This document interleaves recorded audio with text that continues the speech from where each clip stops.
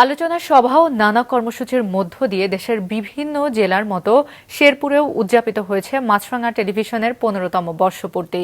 শেরপুর প্রতিনিধি আবুল হাশিমের পাঠানো তথ্যচিত্রের desk report. উৎসবমুখর পরিবেশে শেরপুরে পালিত হয়েছে মাছরাঙা টেলিভিশনের 15তম প্রতিষ্ঠাবার্ষিকী। এই উপলক্ষে বৃহস্পতিবার সকাল 11:30টায় শহরের নিউ মার্কেট এলাকার আইডিইবি জেলা কার্যালয়ের মিলনায়তনে অনুষ্ঠিত হয় আলোচনা সভা ও কেক কাটা অনুষ্ঠান। অনুষ্ঠানে সভাপতিত্ব করেন মাছরাঙা টেলিভিশনের শেরপুর জেলা প্রতিনিধি আবুল হাশিম। প্রধান অতিথি হিসেবে উপস্থিত ছিলেন শেরপুর প্রেস ক্লাবের একাংশের সভাপতি শহীদুল ইসলাম।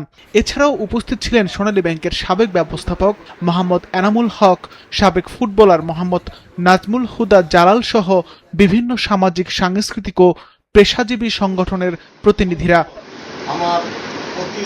আলোচনা সভায় বক্তারা বলেন, বস্তুনিষ্ঠ সংবাদ পরিবেশন, অনুসন্ধানী সাংবাদিকতা এবং মানসম্মত অনুষ্ঠান নির্মাণের মাধ্যমে দর্শকদের আস্থা অর্জন করেছে মাছরাঙা টেলিভিশন। মাছরাঙা টেলিভিশনের অনুসন্ধানী যে সাংবাদিকতা, বাংলাদেশের মধ্যে যুগান্তকারী ভাবে তারা এই অনুসন্ধানী সাংবাদিকতা করে যাচ্ছে। 2024-এর যে গণ-অভ্যুত্থান হয়, এই গণ-অভ্যুত্থানের পূর্ববর্তী 2 মাসের যে তাদের ভূমিকাটা ছিল, জাতি আজীবন তার কৃতজ্ঞতার সাথে স্মরণ করে। আলোচনা সভা শেষে মাছরাঙা টেলিভিশনের 15তম প্রতিষ্ঠাবার্ষিকীর কেক কেটে আনন্দ ভাগাভাগি করেন অতিথিরা।